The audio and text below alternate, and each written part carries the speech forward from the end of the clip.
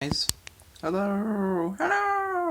I was thinking I could do something a little special this time around because this week is all about me. I sound like Funtime Chica.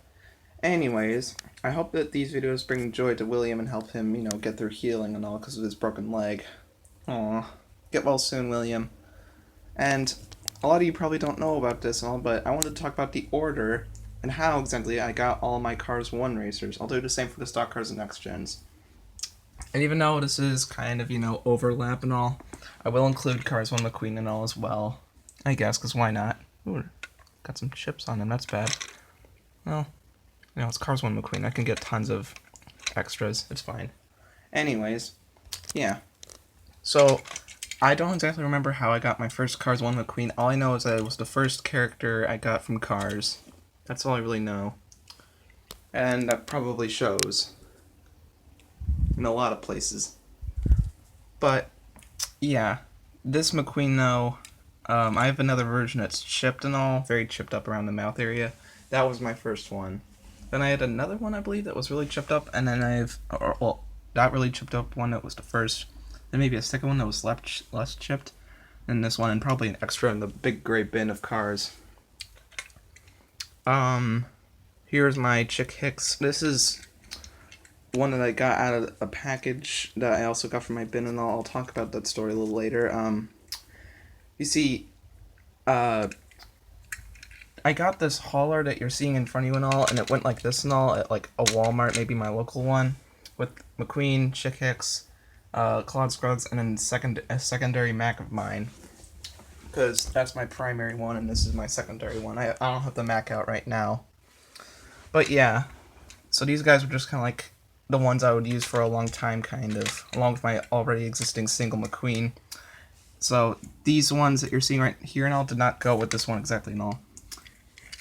But we'll get to Claude Scruggs later. The King was up next, who I must have gotten as a single and all, and I also have other versions of the characters up in there in that display piece thing. As well, I have a King, a Chick, and a McQueen that's fallen. Some of them have fallen to the ground because the Velcro hasn't been fixed, and we haven't taken care of it yet. Oh boy. Anyways, so yeah, this is like the primary group kind of and all. And it wouldn't be until later on, you'll see what I mean later, hold on. Next, I would get Dale Earnhardt Jr. as a single at some point and all. You can clearly tell this is my old one still, because it has a little bit of wear and tear, but not that much though, thankfully. And after this, the first car I got and all that was not like a talker kind of, like a non-main racer and all, from Cars 1, was Claude Scruggs. This Claude Scruggs I got from a single and all that I didn't, because at the time and all we went diecast hunting with our friends, the Sterlings and all, who live out in Wisconsin right now and sometimes move around from place to place and all. We often see them on our Montana trips, so not as much nowadays because of time's lance and everything. But at one point, when they were at their old house, we stopped at a big Walmart kind of. It looked like a Sam's Club or something like that. We found tons of cars, and a lot of the older versions of my cars that I have now and all, I got from there and all kind of, because we got like extras and all, some to keep in a package, and we put them in like baggies. And then later in a big gray bin, and then a plastic one and all, and then back in the gray bin. And the Claude Scruggs I had at the time and all, I can take it out though, it's all chipped up down in there, and has like chips around its eyes. That was the one that came from this kind of, along with the more chipped up King and McQueen and all. So these are just the extra ones I had in the singles and all. I already had an Aiken Axler as well afterwards that I got. Probably pushed them back a bit so I can make more space. But it was already chipped as well, and also then we had an extra Aiken. I got him out around the same time I got a lot of these extra ones several years ago out of the package finally, and now I have a fresh one here ready to go, nice and clear. And the only one that's an exception to this though is Winford, who I didn't have a backup for and all. So this is the same Winford I've had since I was really young and all. And for a long time, this was the only like racers I had at all, because there was no other generations or groups, and I never really acknowledged all the other ones in the movie kind of. It was weird. It was a weird time period. I did have an extra car kind of that my dad used to hide away and all, because I kept taking all the rubber tires off of him, and that's Chuck Armstrong. would sometimes hide him in the basement and all. I don't know where the other tire is. It's probably under stairs or something. It's fine. We can always find it. But, so yeah, this was what it was for a little while. Until a few years after I... Ooh, sorry, I broke a Cheerio. Oops. Don't know how that got there. Ugh. Anyways, yeah. My friend Evan, on the other hand, though, he had some cars I did not have, and I didn't know. Krusty Rotor and Todd Marcus.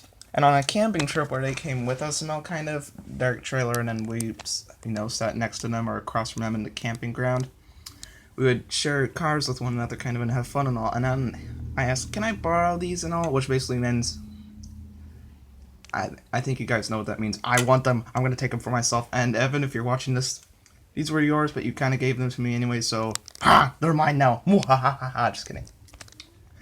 Anyways, but yeah, for some reason, he didn't take back Krusty Rotor. He only took back Todd and all, and it wouldn't be until a few years later that I would finally get my grasp on him again. Anyways, after that whole scenario, back in far later in like 2013, I think I got these guys in like 2012 or 2011, my bad, when Cars 2 was coming around, and I took pictures in the camper and all with all my Cars 1, Cars 2 cars, and Krusty Rotor wasn't there yet, so yeah. Anyways, at my local Meijer, back when it used to be a lot nicer looking and all, well, it's still kind of fine now, but I got Darren Leadfoot, and I was ecstatic, and he's still in incredible condition. I don't see like a single chip on him anywhere, not anywhere to be found. It felt so cool getting a new racer and all, like, on my own kind of. It felt different. And this feeling would continue for a few years, and what's going into the golden age, as I like to call it. Next up was Greg Candyman, and this was really exciting. My mom really likes him and all, and so do I. Only a few chips in the spoiler area, and I scratched some of the paint, and now it's brown there, but that's easy to fix. Kind of looks normal anyway. So yeah, these guys were what it was like for a while. Also from Meijer, by the way.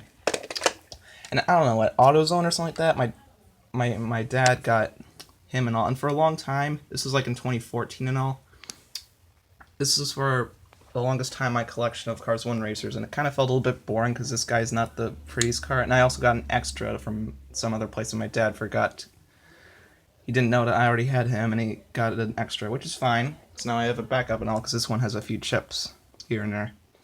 But anyways, thanks to a garage sale halfway into 2016, right around the school year was ending, going into the summer, a few streets behind my house and all, I found these guys, Kevin Shiftright and Slider Petrolski.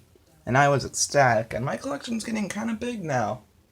I made some pictures on my old phone, which I need to get out of there and all, because the phone's kind of messed up. Anyways, before that though, on a funeral trip though, we found Ruby Easy Oaks in his 2-pack, along with the RPM Pity and Crew Chief 2-packs. And my parents would get them, but I can only have them, open and all until Christmas time. So yeah, and that's how I have the RPM Pity and Crew Chief, but I lost this 2-pack somehow at the hotel around Christmas time. So it wouldn't be until sometime later that at my other Walmart, I would get the same 2-pack with Ruby later on in 2016. Also, I found Ruby first in 2015, by the way.